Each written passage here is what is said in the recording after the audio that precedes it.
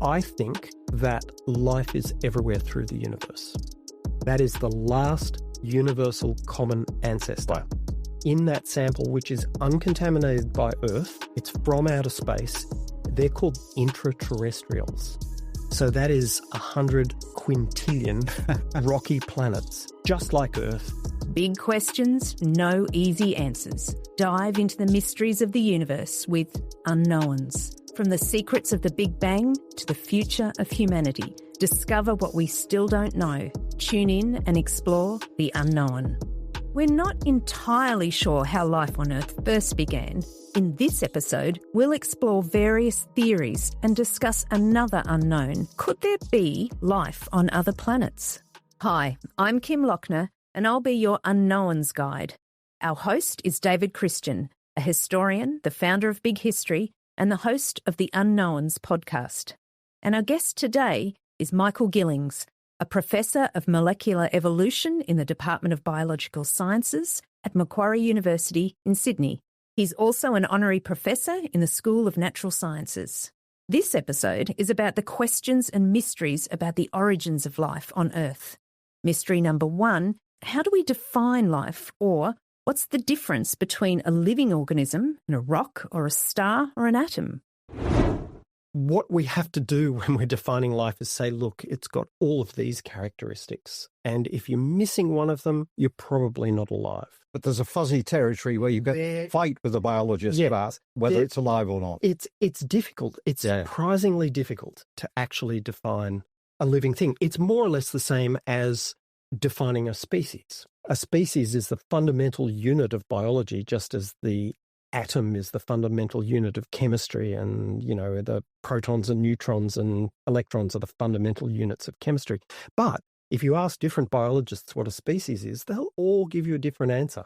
So it's one of those things that goes to the heart of this unknown theme that you're talking about, is that we use these words, living thing, species, and we kind of know what we mean when we're talking about them, but if you actually examine the nuts and bolts of it, it actually becomes far more fuzzy than you think it is. Michael, at the risk of getting involved in a fight with you, can I suggest one more possible quality of life that I know some biologists take seriously, but I suspect you don't?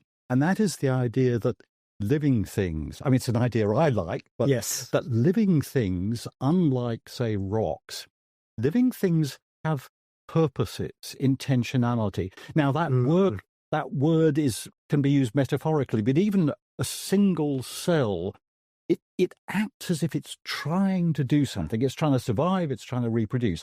So would you add purpose to your definition of life? I agree. From the viewpoint of an external observer, things appear to have purpose. But if you're a living organism, you don't necessarily have intention. You know, there's a difference here between, I think, our different disciplines. From an evolutionary viewpoint, we never use design or purpose or intention, because that's not how evolution works. And so we avoid those words because they imply some kind of designer.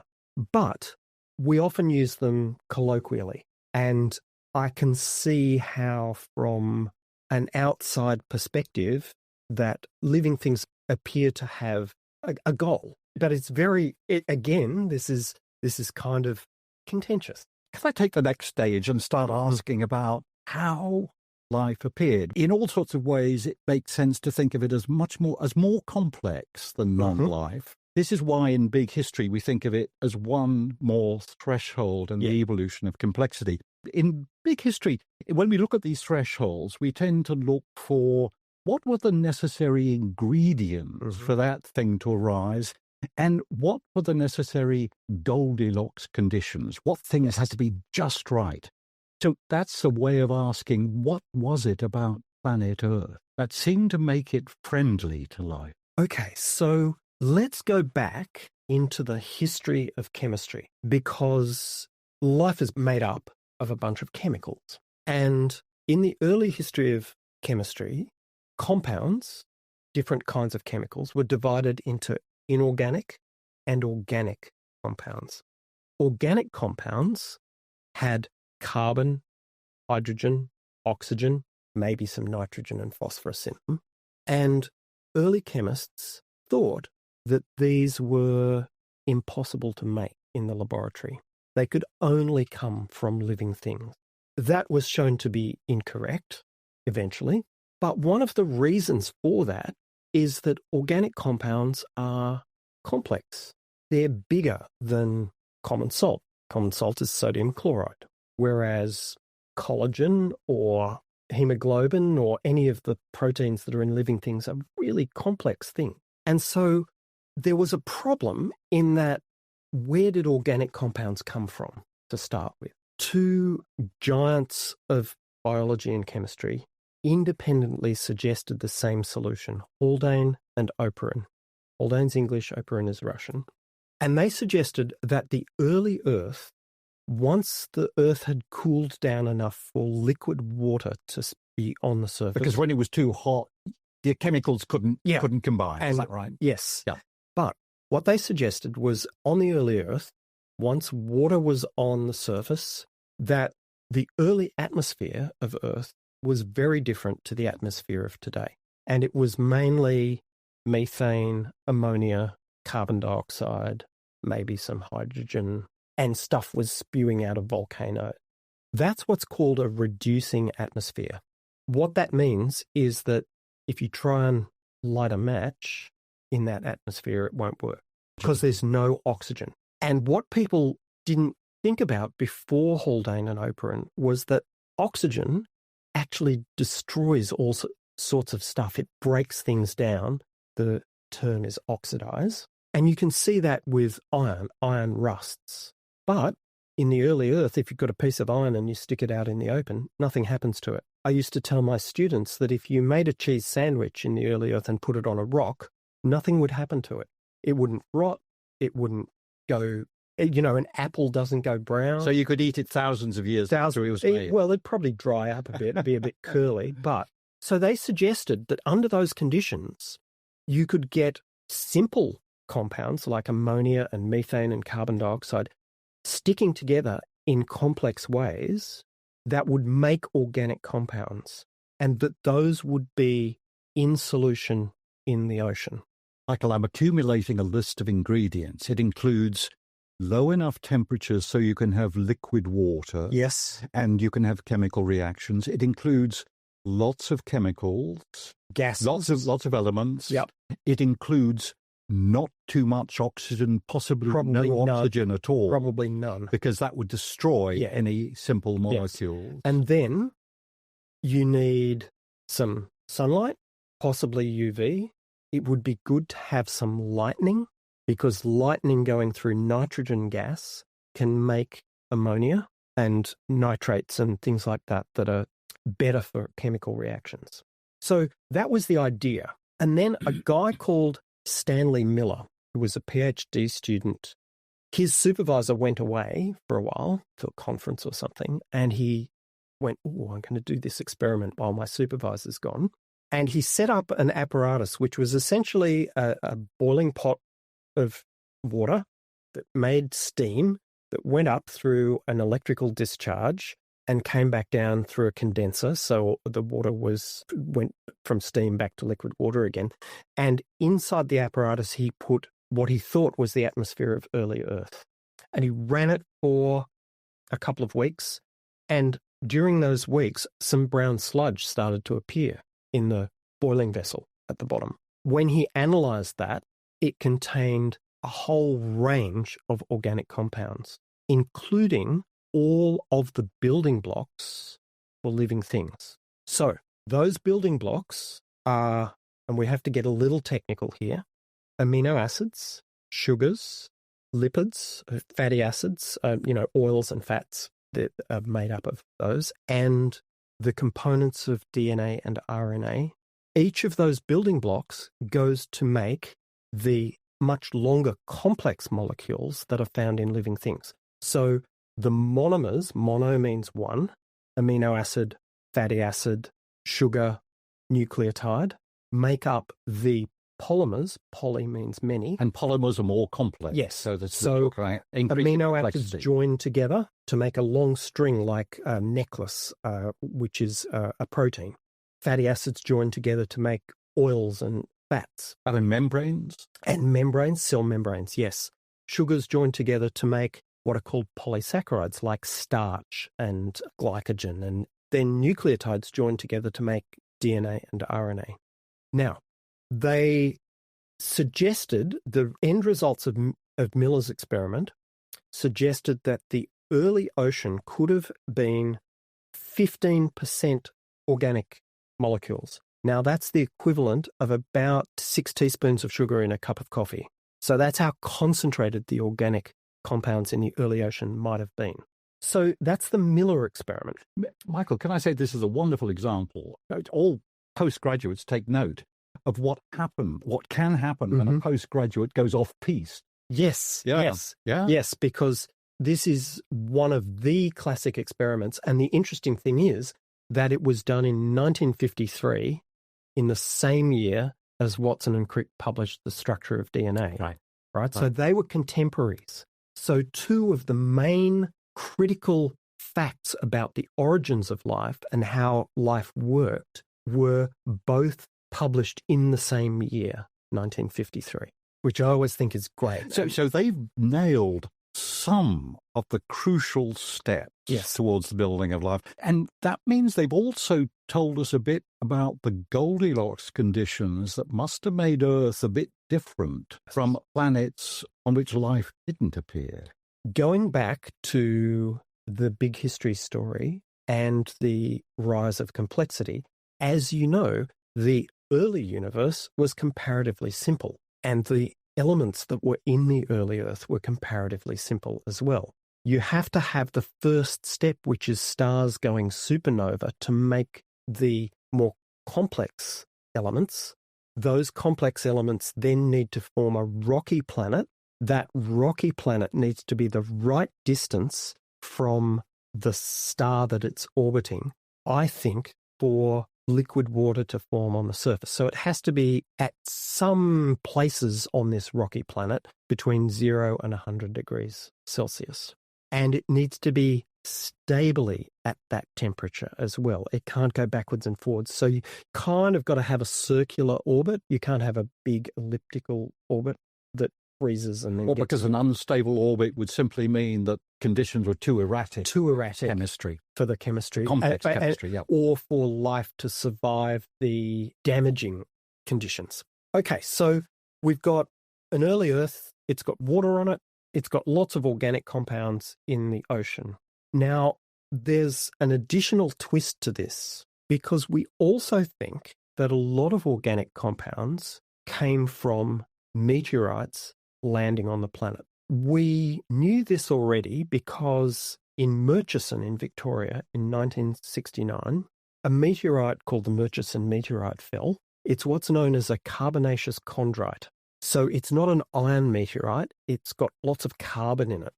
And when you break this open and examine the components that are in the Murchison meteorite, it has the same things as was found in the Miller experiment. So the Miller experiment is a laboratory experiment, right? And so we're assuming that what happened on Miller's laboratory bench actually also happened in the ancient ocean, right? It's a bit of an assumption. However, when you get the Murchison meteorite and you look at it, it's got the same amino acids, the same fatty acids, the same sugars and nucleotide precursors for DNA that were made in the Miller experiment. There's another caution here, is that meteorite fell to Earth, and so it may well have been contaminated by stuff on Earth before it was scientifically analysed. That problem has now also been overcome because they sent OSIRIS-REx to a small 500-metre meteorite called Bennu. They landed the spacecraft on the meteorite. They sampled 120 grams, doesn't sound like much, you can hold it in your hand, of the meteorite material and brought it back to Earth.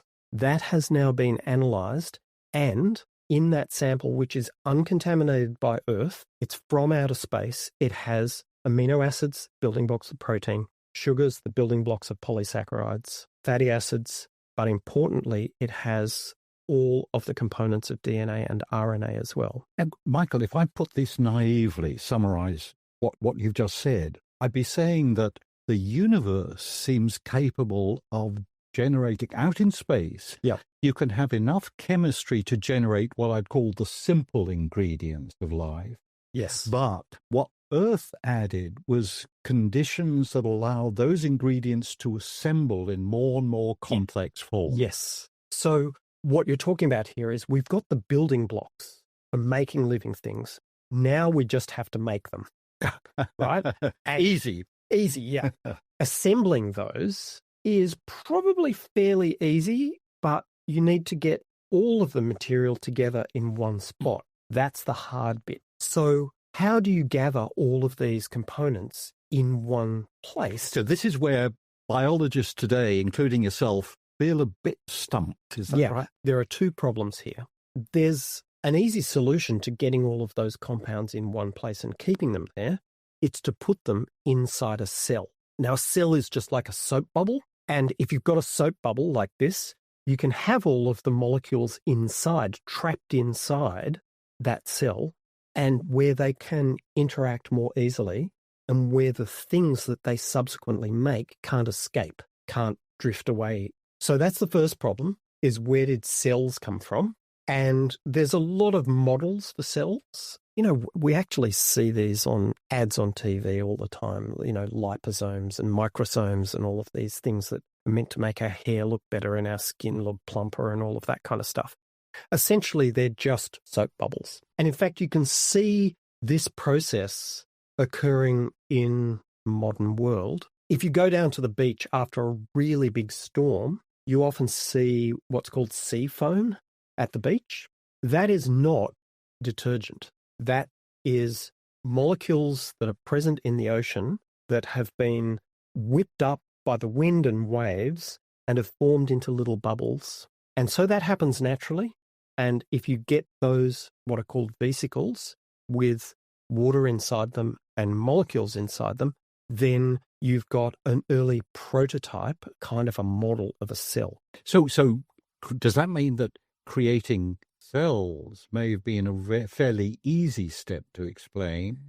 There are likely to be lots and lots of different, what are called vesicles, floating around. We have a number of models for them.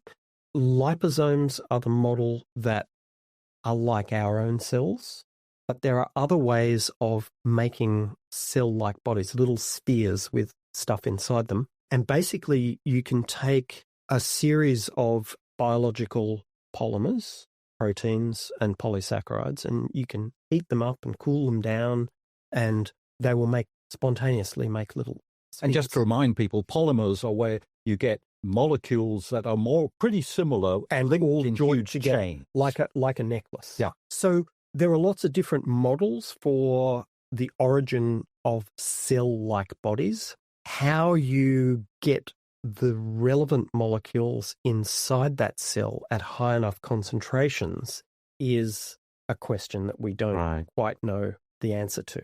In the laboratory, you can make cells that will do things. You can make a little soap bubble. You can stick some proteins in there that are enzymes. Now, enzymes are just proteins that make chemical reactions happen. So let's imagine that we've got a soap bubble cell.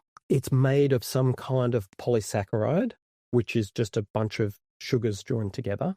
And inside that, you've got an enzyme. What it does is it takes the sugars and joins them together to make more polysaccharide, which it then adds to the wall of the cell-like body. So the cell actually gets bigger. Going back to our definition of life, this protocell would have a metabolism because it's doing chemical reactions. It would respond to external conditions because it would be gathering sugars from the outside. And because that membrane is permeable. Some things can get through. Some things can get through. It would grow and develop, and it would be a cell. And when they get big enough, if the enzyme keeps adding and makes this thing bigger and bigger and bigger, it can spontaneously split in two to make two cells.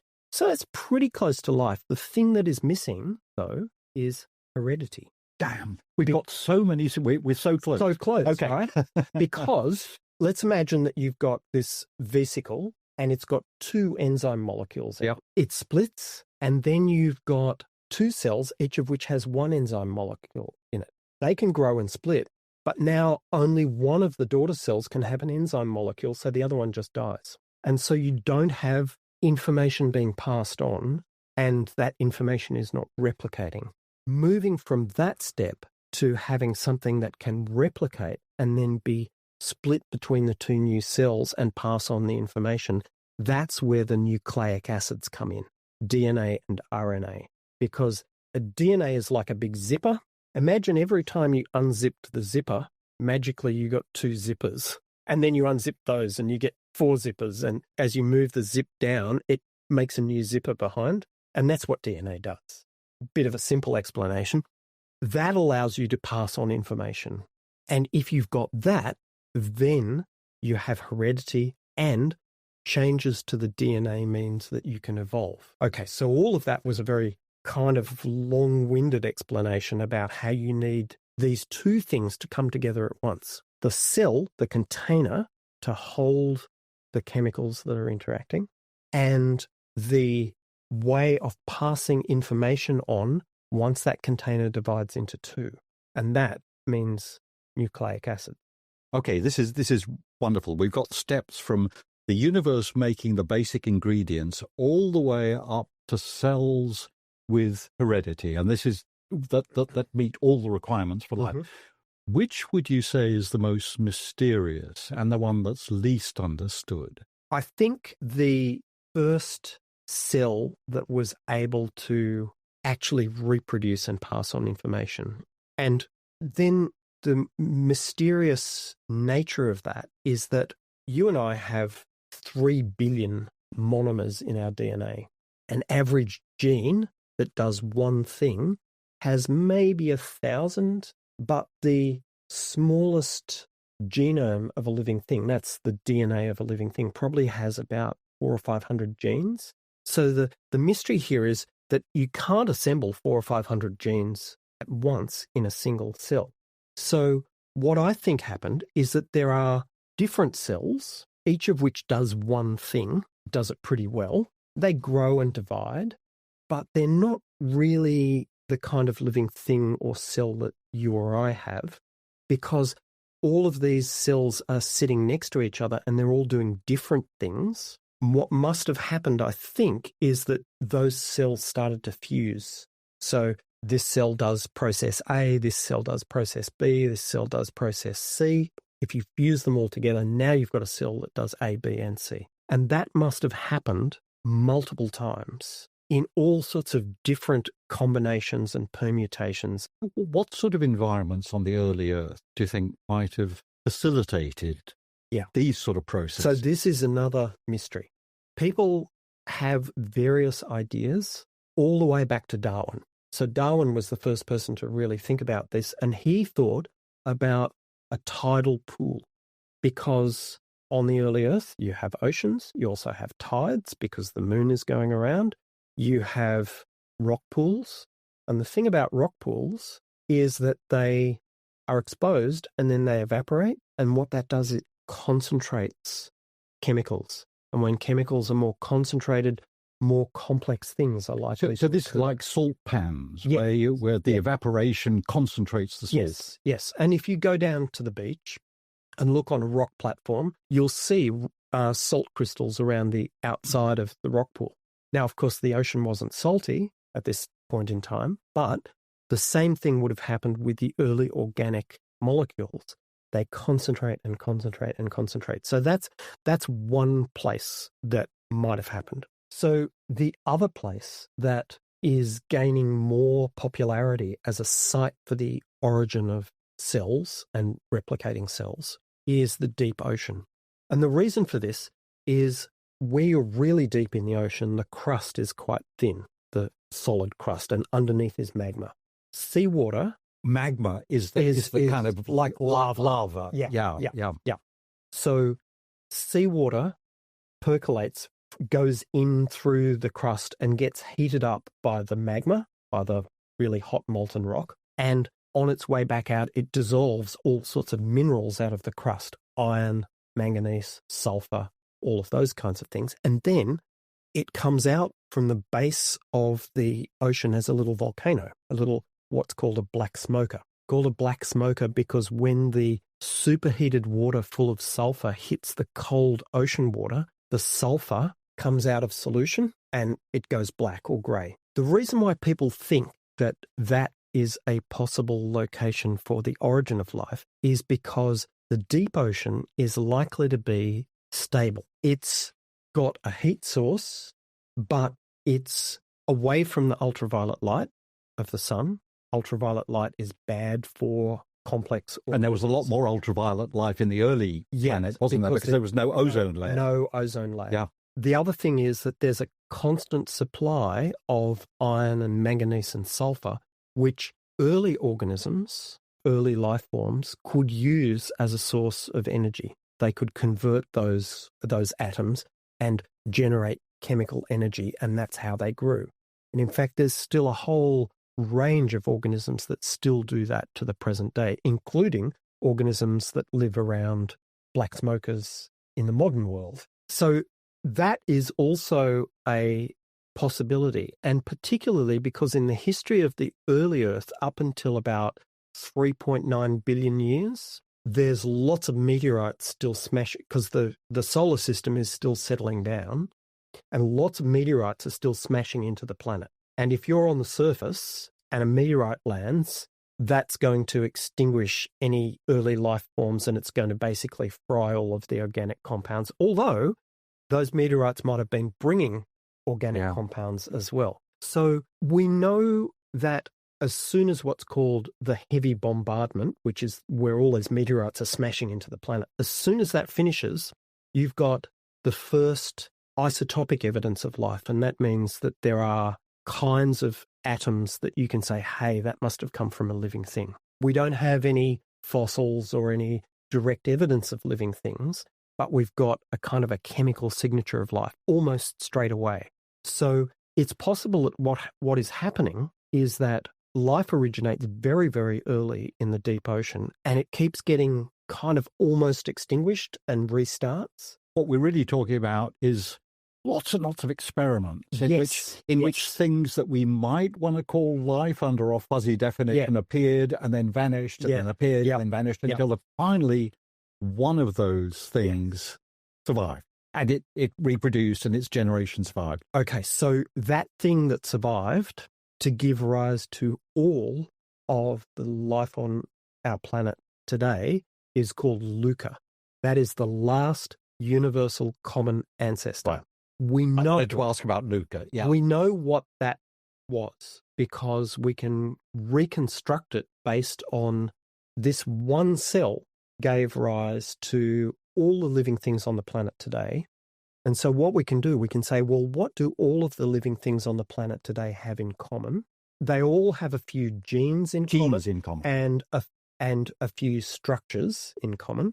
And Luca must have had those too. And so Luca has those. And those are, it's a small spherical body, a cell. It's what's called anaerobic because there's no oxygen in the atmosphere. So it survives without oxygen. It's got a DNA genome. So it's got a DNA that has a number of genes. And there's genes in there for DNA replication and metabolism. It probably survived by scavenging organic molecules that were still being created and were still in the early ocean. So it's a cell and it's gathering sugars and amino acids and things from its local environment. So it's eating unsuccessful experiments with life. Yes. Right. Now, that's the organism or the cell that gave rise to everything that we know about today. But when Luca was around, as you just said a moment ago, there were probably lots of other experiments in life that were coexisting with Luca. It's just Luca won out in the end. And we're still not sure. That, to me, that's one of the most interesting unanswered questions is what other kinds of living things might there have been? Fascinating. Because it's quite possible for those because Luca is dated at, I think it's maybe 3.4, 3.5.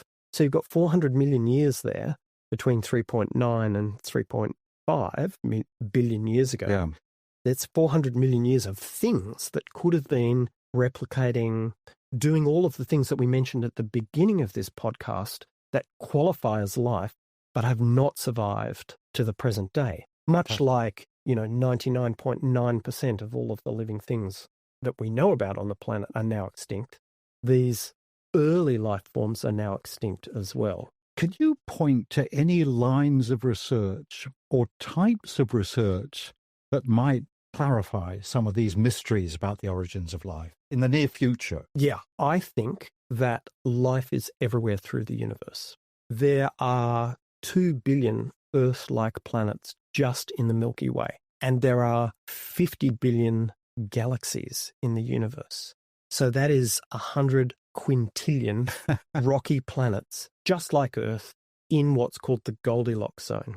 In fact, recently, I think I've forgotten the name of the system, but they found 9 exoplanets. These are planets like Earth, all in the same system. And they're all in the Goldilocks zone for liquid water. So we might have the ingredients for life. We might have many of the Goldilocks conditions. Yes. On yes. billions and billions of planets. That's correct. So it would not surprise me to find that the life that we find elsewhere in the universe, if we could ever find it, is actually water-based life. It's cellular and it has DNA. That would not surprise me at all. And the reason why I think that is because that's the thing that won out the race of natural selection and evolution on this planet. Yeah.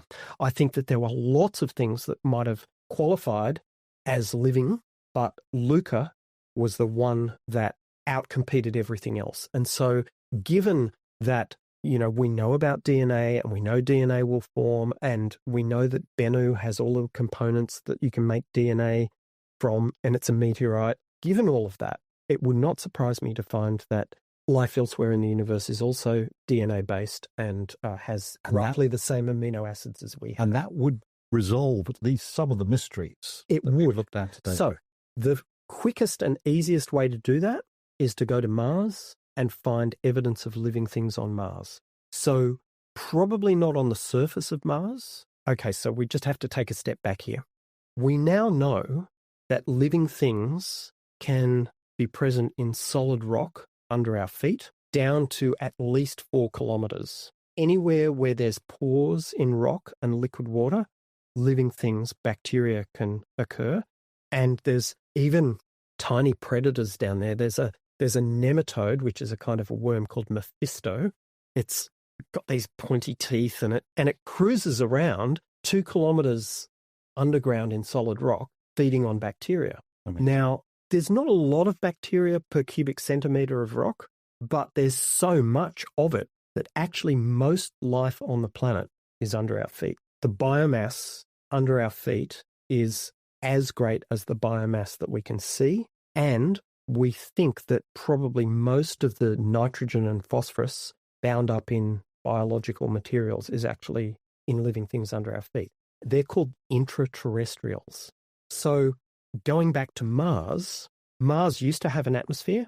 It used to have running water. The conditions may have been very similar to that on early Earth. Now Mars's atmosphere is gone.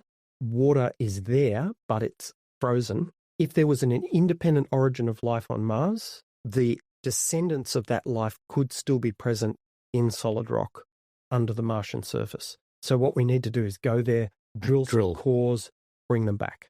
Now, if that was the case, what we then do is we examine the chemical makeup of those Martian organisms, and it wouldn't surprise me to find that they had DNA, but the amino acids in their proteins might be slightly different. Their genetic codes might be slightly different.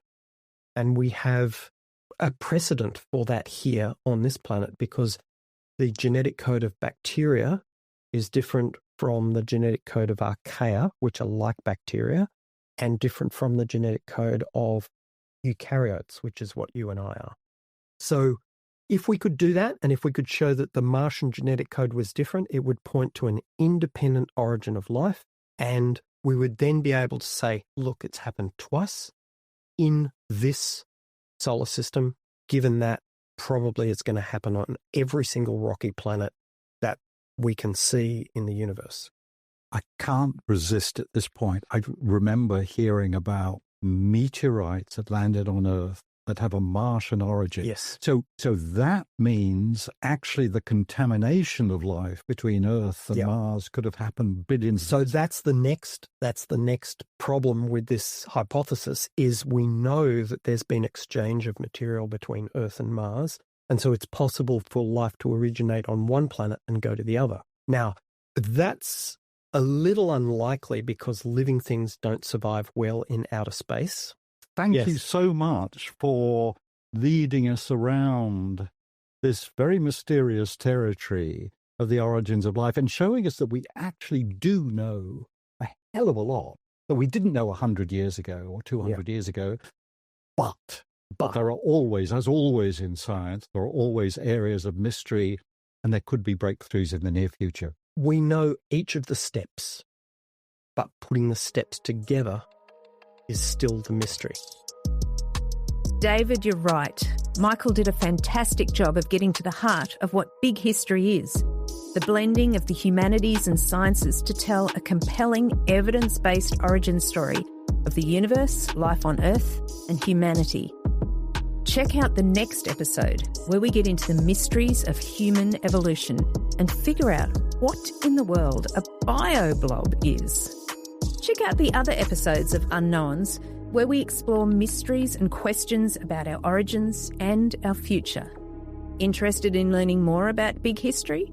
Check out the Big History Project, a free online course for middle school and junior high students.